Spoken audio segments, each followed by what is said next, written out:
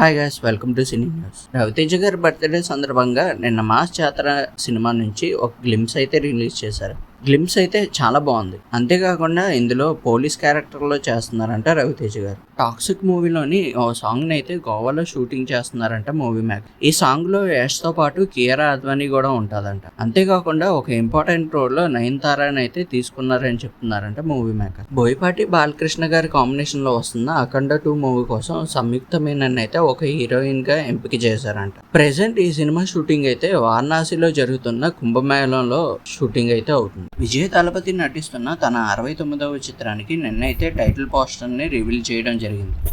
Cinema పేరు వచ్చేసి జననాయగన్ అంట. లుక్స్ కూడా చాలా బాగున్నాయి.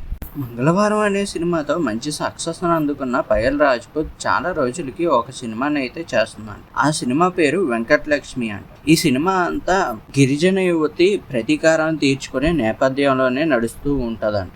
నిన్న రిపబ్లిక్ డే సందర్భంగా నాని హిట్ 3 మూవీ నుంచి అయితే కొత్త పోస్టర్ ని రివీల్ చేశారు movie makers. Gopichand Malineni Sunny Deol combination లో వస్తున్న జాట్ మూవీ ఏప్రిల్ 10న అయితే రిలీజ్ చేశారంట. సుధీర్ బాబు నటిస్తున్న జటాధర మూవీ షూటింగ్ అయితే ప్రస్తుతం హైదరాబాద్ లో జరుగుతుందంట.